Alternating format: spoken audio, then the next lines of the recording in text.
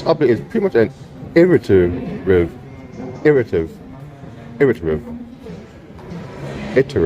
Yeah. So this. Now everybody scream enough respect to the X. Enough respect given.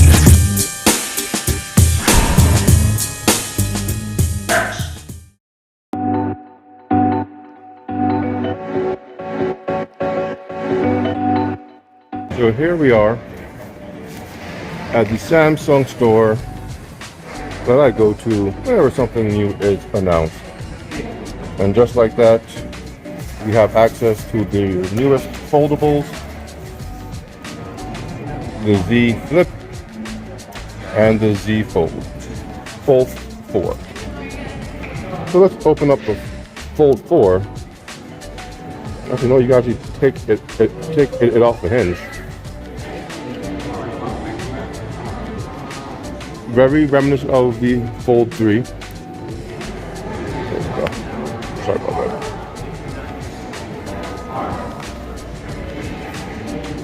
The screen.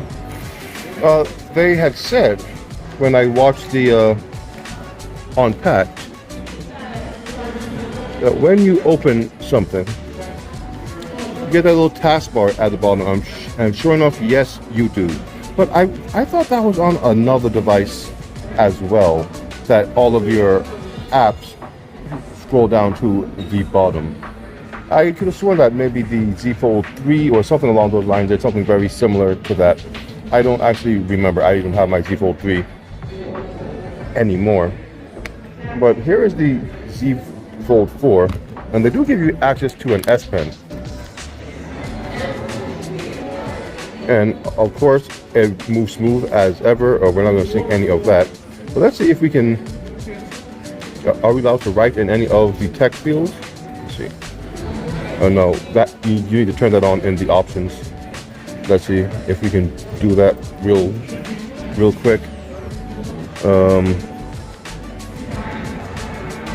I think it was in labs.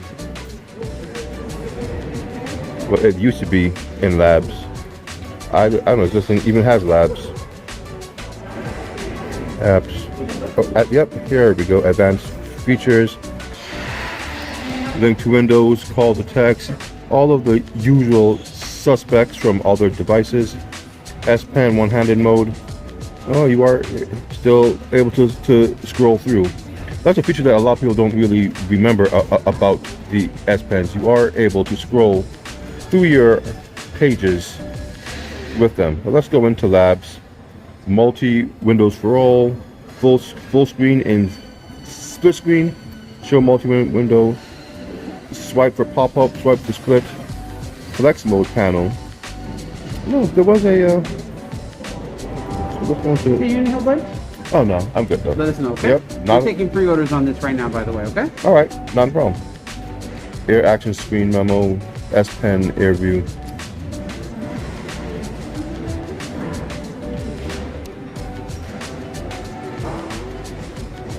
Here we go.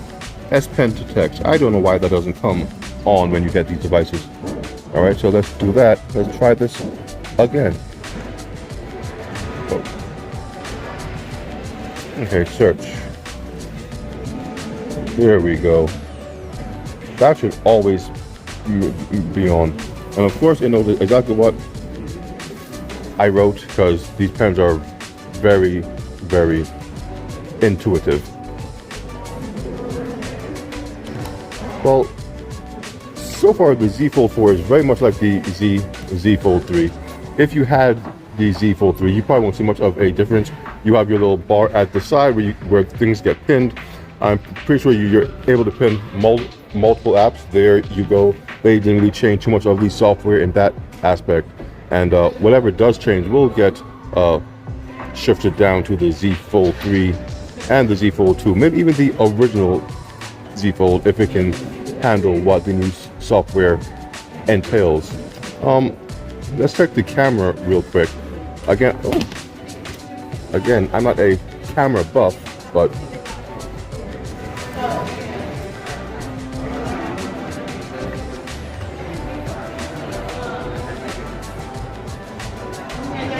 freaking easy. That's what I took.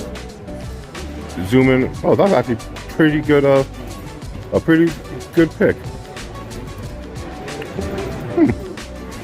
Maybe I do have a future in photography. Let's touch that. Go back. One thing I love about these devices, once you use one, you pretty much know how to use them all. The learning curve is actually pretty small on them. So that's just a quick look on the Z Fold 4 at the Samsung store in Garden City, New York. This is a pretty nice color. I wonder if there's a purple. Let's take a look at the Z Flip 4 and see what else might be in store.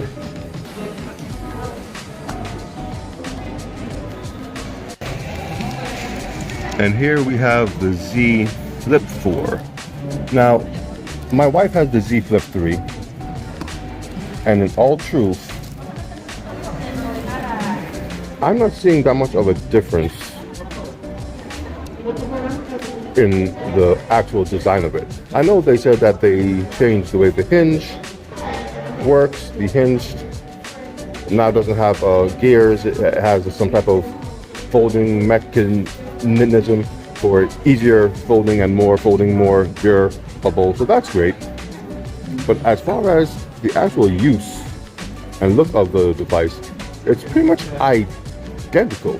So this update is pretty much an iterative update where they're not changing the aesthetic of the device, but more so the software of it, just making things better overall. Because it pretty much comes down to, if it ain't broke, don't fix it. And the original Z Flip had the very small, you can just slide right off. See? That's pretty.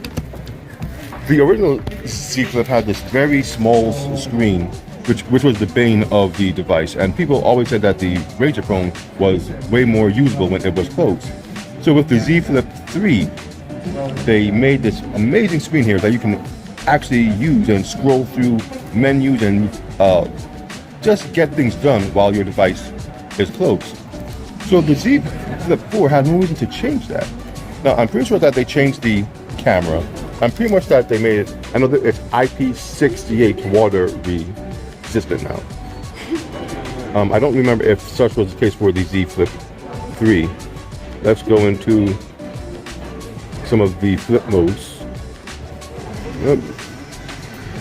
I always like that. You can put the device down, angle it, and still control whatever you want from the bottom screen. Great for duo calls, vid calls, whatever you might be doing. I didn't get to see the entire feature on the Z Flip 4. So I'm sure I missed some of the software enhancements. I'll have to go back and watch that myself. But it's a quick look, pretty much on the physicality of the Z Flip 4, which isn't much different from the Z Flip 3. But we all know that there is so much there. This is probably, to my knowledge, the most popular and most well-sold of all of the folding phones out right now. Samsung pretty much has the market conquered for the time being. Now, once more models become available on the US market, they'll have some competition, I am sure. But for now, what Samsung has to offer is the way to go. Here we have one of the new watch features announced at Unpacking, the Galaxy Watch 5. Now, personally, I have had the Galaxy Fit. It records my exercise, tells me when someone's trying to get in contact with me. It gets all of the basics done. But it might be time to upgrade to something a bit more robust. I do like, of course, the purple. It would match very well with my Buds 2 or my Buds Pro. I do like all of the features that were announced for it. They changed they put sapphire glass on top of the regular glass, so it to be more durable. They added some sensors to the back, so it's able to more accurately measure your body temperature, even when the temperature around you is probably hotter or colder than you are. So that's always a really nice feature to have. And again, I don't have any of the Galaxy watches, but I have seen the features that they have. So I'm pretty sure that these have all of the previous features plus the little new ones that they are going to add. I know that they work with Google to allow maps to work on the watch without you needing your phone. You're able to talk to the watch directly, to get apps to open, to get things to play. And if you have the LTE version right here, which it's for $329 for LTE and $279 for the regular Bluetooth, you don't even need to have your phone at all. It'll sync to your phone at range, and you can just use your watch as your device when you're out and about doing what you may be doing. Now, they seem to have multiple colors here. Again, I'm partial to the purple, but there's this nice blue, this cream, black, and white. And of course, of the different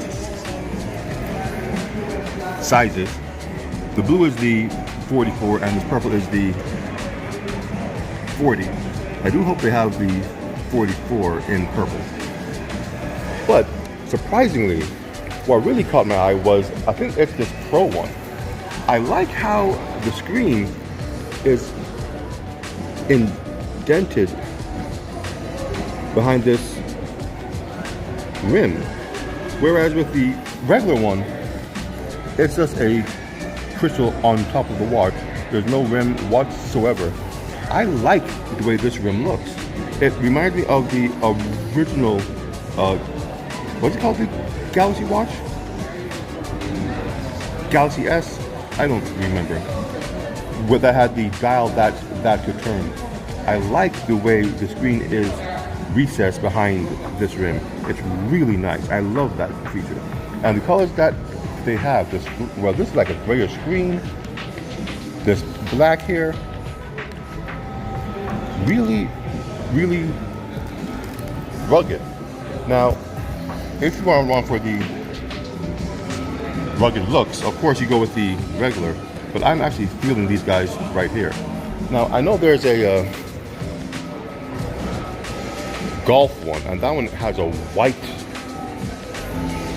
strap and some other little features to it. I would love to see that one as well. I wonder if they have it here. So, I wasn't able to get any images of the Galaxy Buds 2 Pro. They weren't out on display. Now, an employee in the store did have a pair on him, and he did show it to me, but he said I couldn't take any video of it or pictures of it. I'm not sure why. I was able to do it with everything else. But you know, I had to respect his wishes, so it is what it is. But I have to say that the Buds 2 Pro look really nice. Again, they kind of look like the AirPods in their own way with the weird little black top, the little black screen or black vent, whatever it is, for probably to help with the ambient noise control or the noise cancellation. But aside from that, they look good. The case itself has a black matte finish, which was different from the Buds 2. I did like the way it felt. The Buds themselves had the same matte finish, but the case didn't have the dual tone of the original. With the original Buds 2, the cases were white, and the color of the Bud was inside the case. So you had a white and purple, white and black, white and green. This one is just all purple, all that one matte color. Maybe it's to help with the environment stuff that they're going after, you know, try to be better for the planet. I don't know, but I kind of preferred the two-tone, but you know, to each their own. But aside from that, the Buds 2 Pro were a little bigger than the original Buds, but yet the case was a little smaller. Kind of weird when you think about it. Smaller case, the bigger Buds in the case. But still, they look great. I definitely want to try them out. You know, I love my earbuds, and from what they claim, the 24-bit over Bluetooth, not particularly new. I have a pair of earbuds that do something very similar to that, But I want to hear how Samsung tunes it to try to get that same, or try to get that improved sound. Also, they claim the 3D sound, the full surround sound. Right now, their Buds Pro do something like it, but it's not the best. Actually, a few of their buds have been updated to do something similar. But I'm hoping that the Buds 2 Pro get it right. 'Cause right now, because I'm not an Apple fan, their line of earbuds and headphones that have the special sound really hit home when you get to hear what that sounds like. So I hope Samsung does right by that and can give me the audio experience I want, so I can just stay within their ecosystem, so to speak, to get all of my audio needs. But we'll see once I get my hands on a pair of those buds. I would have to say that the buds and the watch are what I'm most excited for from this particular Samsung Unpack. The phones were okay. The biggest deal was the refinement of the devices. The hinge is better. They're not as big, not as heavy. They respond better, things along those lines. But the devices themselves were pretty much more of the same. If you have a Z Fold 3 and you compare to a Z Fold 4, unless you are really trying to nitpick, you're not going to see a big difference. Especially when the One UI update drops to the older devices to bring them on par with the newer devices. You really won't be able to see the big difference between the 3 and the 4 and the Z lines. But perhaps with the 5, they'll do something a bit more, not extreme, but different enough to have the newer devices stand out from the older devices. But with that said, my name is Angie, the Neon X, and just enjoying Samsung Unpack and the new devices that they have to offer. This is what I'm into.